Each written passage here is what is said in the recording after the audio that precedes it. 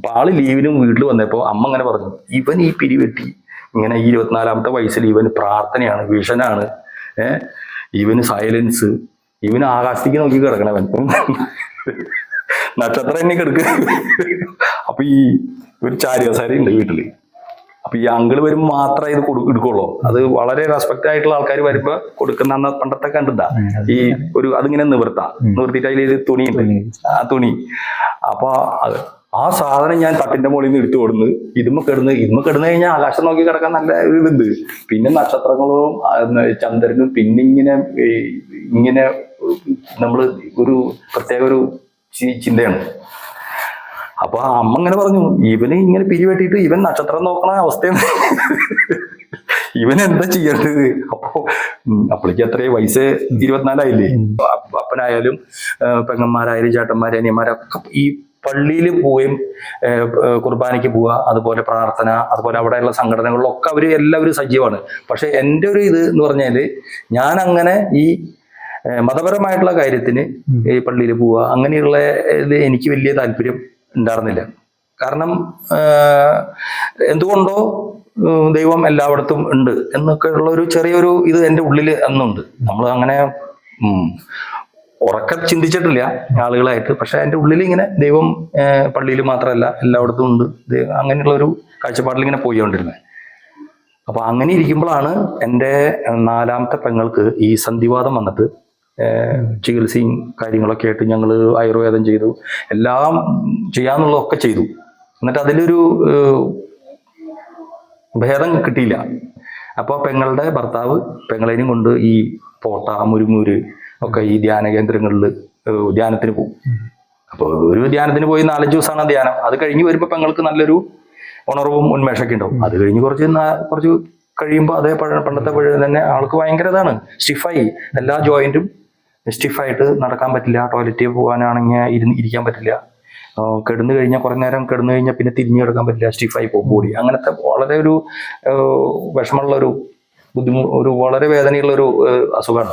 അത് ഞങ്ങളുടെ വീട്ടിൽ ആർക്കും ഇല്ല. അത് എങ്ങനെയാണ് വന്നതെന്നുള്ളത് ചോദിച്ചാൽ ഒരു പാരമ്പര്യ രോഗം പോലെയാണ്. എന്നാലും അത് ഞങ്ങളുടെ വീട്ടിൽ ആർക്കും ഇല്ല. ആൾക്കത് വന്നു. അത് ആളുടെ വിവാഹം കഴിഞ്ഞിട്ട് ഒരു 6 മാസം കഴിയുമ്പോഴേക്കും ആൾക്ക് ഈ അസുഖം വന്നു, ഈ റുമാറ്റിസം, സന്ധിവാതം. അപ്പൊ ഈ ഞാനും പറഞ്ഞല്ലോ, ഈ പണിയൊക്കെ എടുത്ത് ഇലക്ട്രിക്കൽ വർക്കൊക്കെ ചെയ്ത് നടക്കുന്ന സമയത്താണ് ഈ പെങ്ങളേനെ കൊണ്ട് അളിയൻ ഒരു ധ്യാനത്തിന് പോയിട്ട് തിരിച്ചു വന്നു. അപ്പൊ അന്ന് ഈ എല്ലാ ദിവസവും ഞങ്ങൾ ഫാമിലി പ്രാർത്ഥനയുണ്ടല്ലോ. അപ്പൊ പ്രാർത്ഥനയ്ക്ക് മുന്നേ എല്ലാവരും അവിടെ പ്രാർത്ഥനാ റൂമിൽ വന്നിരുന്ന് കുറച്ചു നേരം ഇങ്ങനെ സംസാരിക്കും. അപ്പൊ ആ സംസാരത്തിന്റെ ഇടയ്ക്കാണ് ഈ പെങ്ങള് പറഞ്ഞത്, അവിടെ കോട്ടയിൽ ഒരുപാട് അത്ഭുതങ്ങൾ, ആരാധനയുടെ സമയത്ത് അത്ഭുതങ്ങൾ, രോഗശാന്തികൾ നടന്നു, വയറ്റിലെ മുഴ മാറി, ആൾക്കാർ നടക്കാൻ പറ്റാത്തവർ എഴുന്നേറ്റ് നടന്നു, ഒരുപാട് അത്ഭുതങ്ങൾ. അപ്പൊ എല്ലാവരും ഇങ്ങനെ കേട്ടിരിക്കുകയാണ് അവിടുത്തെ ഈ പെങ്ങളുടെ ഈ ധ്യാനത്തിന്റെ അനുഭവങ്ങൾ. അപ്പൊ ഞാൻ പെങ്ങളോട് ചോദിച്ചേ, പലർക്കും പല അത്ഭുതങ്ങളും രോഗശാന്തിയും ഒക്കെ ഉണ്ടായി, പെങ്ങൾക്ക് എന്തെങ്കിലും ഉണ്ടായോ എന്ന് ചോദിച്ചു. അപ്പൊ പെങ്ങള് പറഞ്ഞു, എനിക്കങ്ങനെ പ്രത്യേകിച്ചൊന്നും ഉണ്ടായില്ല. അപ്പോ എന്താണാവോ നമുക്ക് ഉള്ള ഒരു വിശ്വാസം വെച്ചിട്ട് ഞാൻ പറഞ്ഞല്ലോ, ഞാൻ പള്ളിയിലോ മതപരമായിട്ടുള്ള കാര്യങ്ങളോ ഒന്നും ഞാൻ അങ്ങനെ പോകണ ആളല്ല. ഞായറാഴ്ച ആയാലും നമുക്ക് പണിക്ക് പോകാൻ കാലത്ത് ഈ ബാഗ്, എനിക്കൊരു ടൂൾസ് ബാഗ് ഉണ്ടായിരുന്നു, അതുകൊണ്ട് പണിക്ക് പോവുക, വരിക, കുടുംബത്തെ അന്നത്തെ പറഞ്ഞല്ലോ ഒരു വളരെ ഒരു സാമ്പത്തികമായിട്ട് പരിങ്ങലിൽ കൂടെ കടന്ന് പോയിക്കൊണ്ടിരുന്നൊരു ഫാമിലി ആണല്ലോ.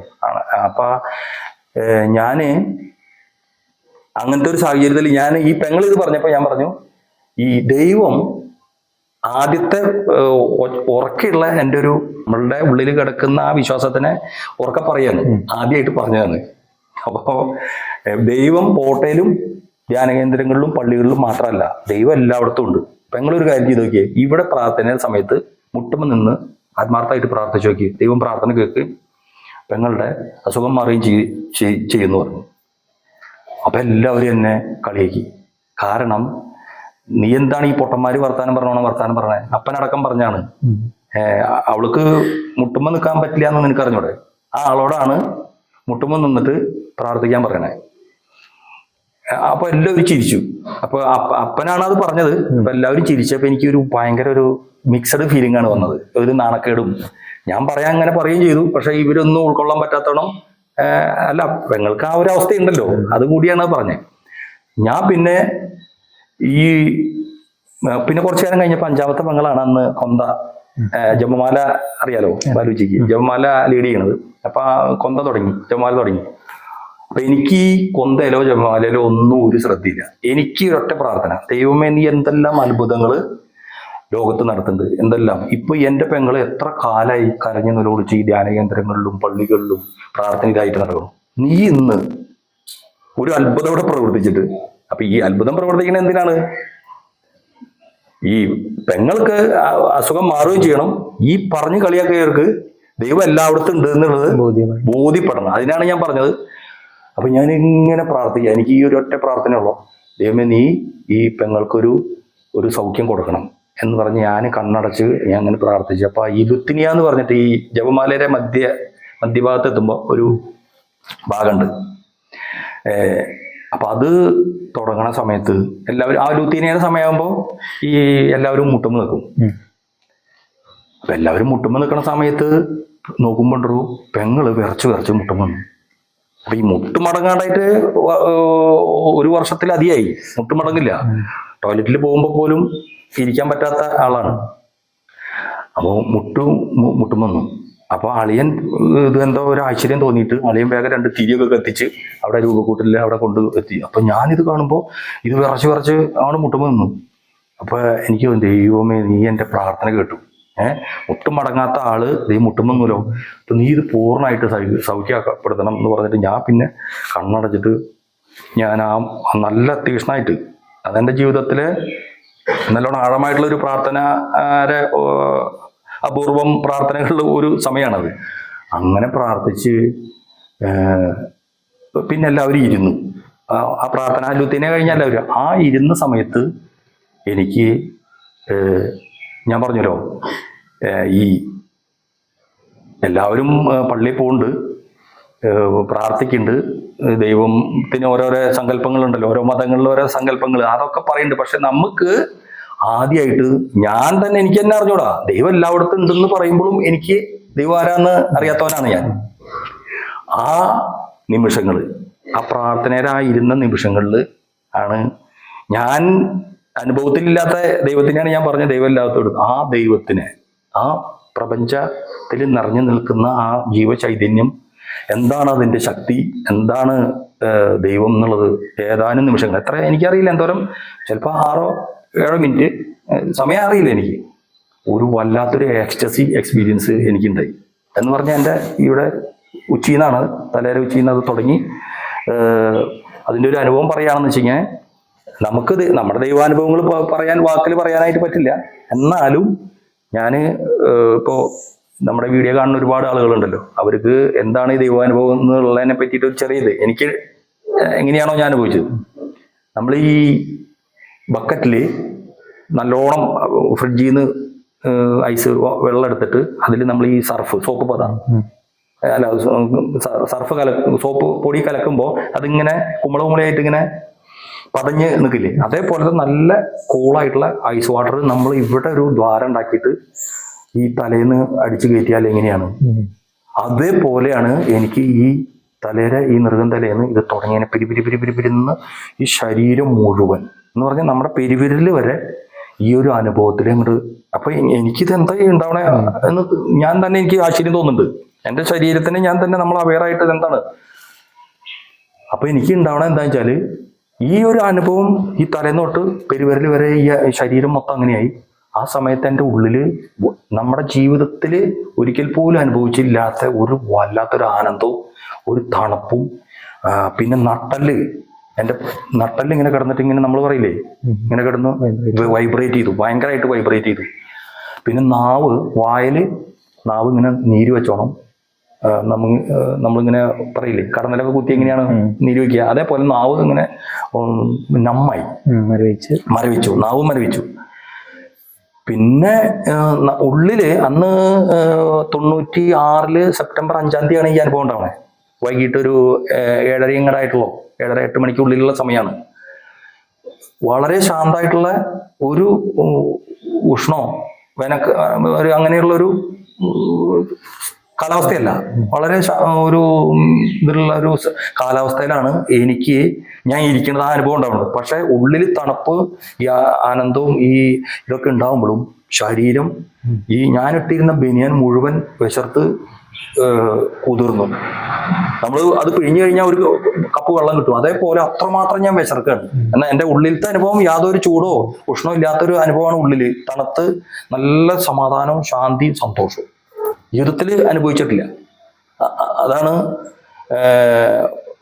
എന്ന് പറഞ്ഞാൽ, ഇപ്പോൾ ബാലുജി വിവാഹ ജീവിതത്തിൽ പോയിട്ടില്ല, പക്ഷെ വിവാഹ ജീവിതം നയിച്ചവർക്ക് ആ സെക്ഷൽ ക്ലൈമാക്സിൽ അവർ അനുഭവിക്കുന്ന ഒരു ആനന്ദവും ഒരു പരിസരം മറക്കുന്ന ഒരു ഇതുണ്ടല്ലോ, ഒരു ഡിഗ്രി, അതിൻ്റെയൊക്കെ വളരെ മടങ്ങ് ഇതാണ് ഞാൻ ആ സമയത്ത് അനുഭവിച്ചത്. ആ ഒരു പരിസരം ബോധമില്ലാത്ത ഒരു അവസ്ഥ. ഒപ്പം തന്നെ എന്താ ഉണ്ടാവണമെന്ന് വെച്ചിട്ടുണ്ടെങ്കിൽ, അന്ന് എനിക്ക് ഒരു 56 കിലോ വെയിറ്റ് ഉണ്ട്. ഈ വെയിറ്റ് മുഴുവൻ ഇല്ലാണ്ടായി. അപ്പൊ ഇത് ശരീരം ഇങ്ങനെ എനിക്ക് ലഘുവായി, നമ്മൾ ഈ പഞ്ഞി പോലെ ഇങ്ങനെ പൊന്തു. അപ്പൊ ഞാൻ ഇങ്ങനെ അയ്യോ എനിക്ക് ഇത് തോന്നുന്നുണ്ട്, എനിക്ക് ഇതിപ്പോ പൊന്തിപ്പോവും, നമ്മളിപ്പോ പൊന്തിപ്പോകുന്ന അങ്ങനെ തോന്നുന്നുണ്ട്. അപ്പൊ ഈ അനുഭവം ഉണ്ടാവണ നേരത്ത് ചുറ്റും നോക്കുമ്പോൾ എന്തെങ്കിലും മറ്റുള്ളവർക്ക് ഒന്നും തോന്നില്ല, സാധാരണ പോലെയാണ് അവരൊക്കെ ഇരിക്കുന്നത്, സാധാരണ പോലെ അവർക്കൊരു. അപ്പൊ നമുക്കിങ്ങനെ തോന്നില്ലേ എന്തെങ്കിലും വല്ല പ്രത്യേകത, നമ്മുടെ ശരീരത്തിന്റെ ഒരു പ്രകാശം വരെ അല്ലെങ്കിൽ എന്താ ഒന്നുമില്ല, വളരെ സാധാരണ പോലെ തന്നെയുള്ള ഒരു സാഹചര്യമാണ്. അപ്പൊ ഞാന് അവിടെ ആ ഒരു അവസ്ഥയാണ്. ആ അവസ്ഥയിൽ അവസാനത്തെ അപ്പൊ പ്രാർത്ഥന അതോടുകൂടി കഴിഞ്ഞ് പെങ്ങള് ഒരു പാട്ട് പാടി.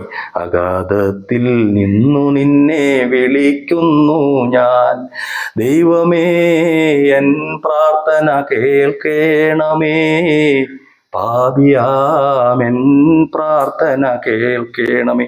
ഈ പാട്ടാണ് അന്ന് പെങ്ങള് പാടിയത്. ആ പാട്ട് പാടിയപ്പോൾ ഞാനത് കാരണം നമ്മൾ ഈ ഒരു അനുഭവത്തിലാണ് ഇരിക്കണേ, അത് എൻ്റെ ഉള്ളിൽ നിന്ന് ഞാൻ ഇത് പാടുകയാണ്. ഇത് വേറെ ആൾക്കാർ എഴുതിയ പാട്ടായാലും ഞാൻ അത്ര ആഴമായിട്ടൊരു അനുഭവിച്ചാണ് ഞാൻ ഈ പാട്ട് പാടുന്നത്. പക്ഷെ എനിക്ക് ഈ നാവ് ഈ മരവിച്ചിരിക്കുന്ന ആനം കൊണ്ട് ഇത് നമ്മൾ കാര്യം ഉള്ളിൽ നിന്ന് അനുഭവിച്ച് പാടുണ്ടെങ്കിലും ഇത് ഇവർക്ക് എങ്ങനെ തോന്നിയെന്ന് എനിക്ക് അറിഞ്ഞൂടാ. ഈ നാവിന് മരവിപ്പുണ്ടല്ലോ.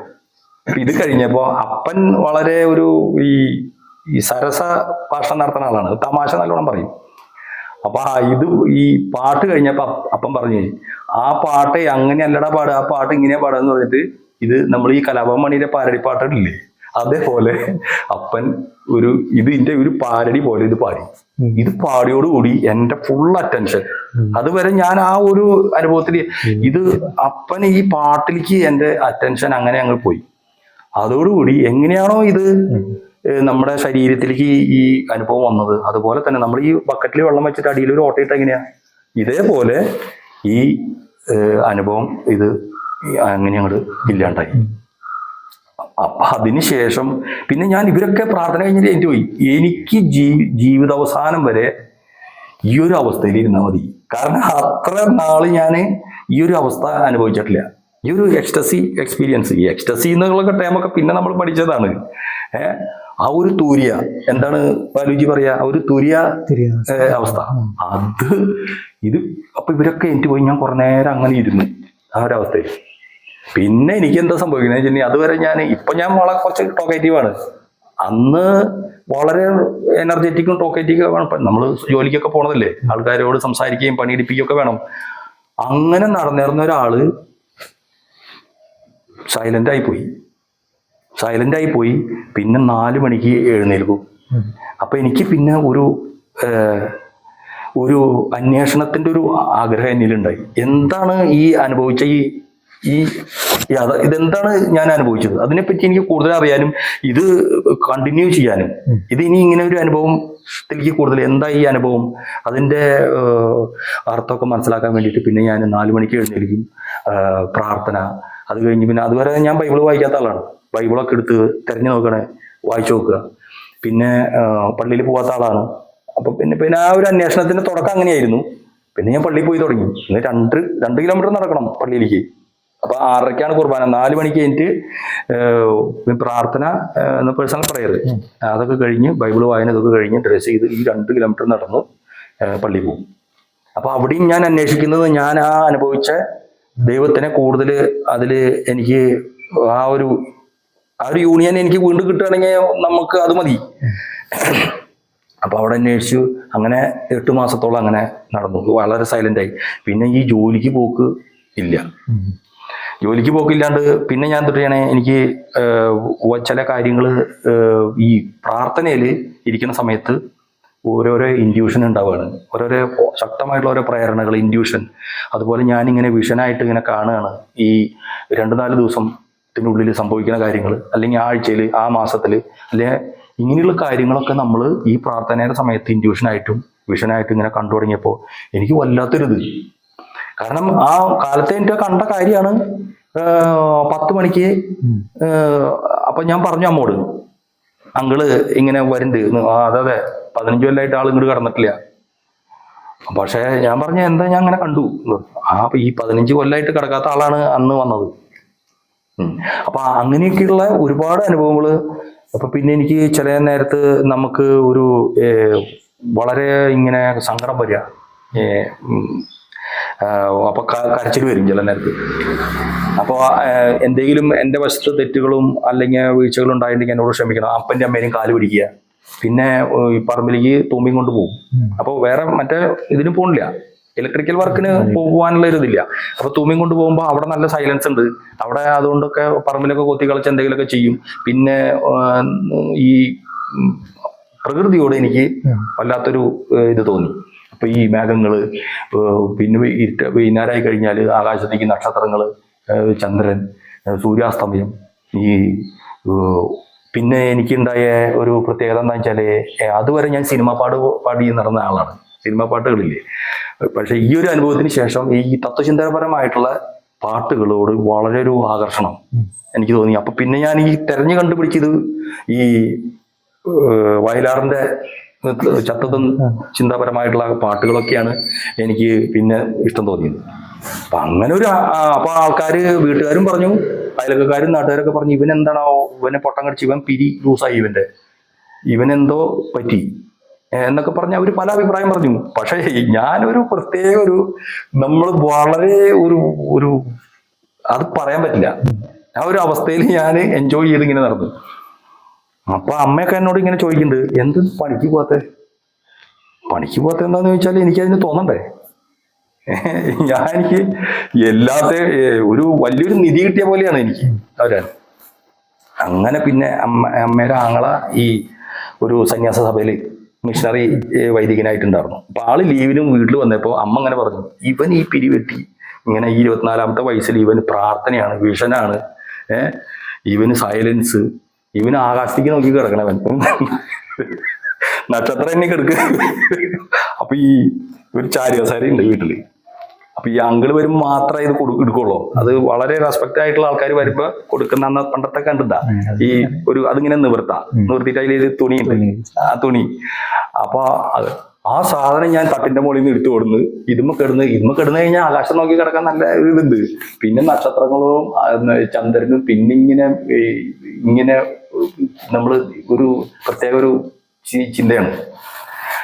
അപ്പൊ അമ്മ ഇങ്ങനെ പറഞ്ഞു, ഇവന് ഇങ്ങനെ പിരിവെട്ടിയിട്ട് ഇവൻ നക്ഷത്രം നോക്കണ അവസ്ഥയാണ്, ഇവൻ എന്താ ചെയ്യേണ്ടത്. അപ്പോഴേക്ക് എത്രയും വയസ്സ് 24 അപ്പൊ ശരിക്ക് ക്രിസ്തീയ കുടുംബങ്ങളിലൊക്കെ 10 ക്ലാസ് കഴിഞ്ഞു കഴിഞ്ഞാലാണ് ഒരു സന്യാസ ജീവിതത്തിന് അല്ലെങ്കിൽ ഒരു പൗരോഹിത്യ ജീവിതത്തിന് സെമിനാരിയിൽ പോവുക, അങ്ങനെയൊക്കെ. ഇതിപ്പോ നമ്മളിതൊന്നും പ്രതീക്ഷിച്ചിട്ടില്ല. നമ്മളൊരു പുരോഹിതനാവണമെന്നോ ഒരു സന്യാസ ജീവിതം ഒന്നും പ്രതീക്ഷിക്കാത്ത, അതുകൊണ്ടാണല്ലോ നമ്മളിങ്ങനെ പഠിച്ച് എഞ്ചിനീയറിംഗ് കഴിഞ്ഞ് ജോലി ചെയ്ത് ഗൾഫിൽ പോകാൻ പാസ്പോർട്ട് എടുത്ത്. അപ്പൊ ഇങ്ങനെ നടക്കുന്ന ഇതിൽ പിന്നെ അമ്മ അങ്ങനെ പറഞ്ഞു, അന്ന് അങ്ങനെയാണെന്ന് വെച്ച് കഴിഞ്ഞാൽ ഇവൻ കുറച്ച് പോയി നോക്കട്ടെ, സെമിനാരിയിൽ പോയി നോക്കട്ടെ. അപ്പൊ അമ്മ പറഞ്ഞു, 10ാം ക്ലാസ് കഴിഞ്ഞിട്ടില്ല, അതൊന്നുമല്ല, അതിപ്പോ പോയി നോക്കട്ടെ എന്ന് പറഞ്ഞു. അങ്ങനെ ഞാൻ 97 ജൂൺ മാസത്തില് ഈ ഒരു സന്യാസ മിഷണറി സഭയാണ്. അപ്പൊ അത് അവിടെ ചെന്ന് ഈ അങ്കിളിന്റെ സഭയില് അങ്ങനെ ചെന്ന്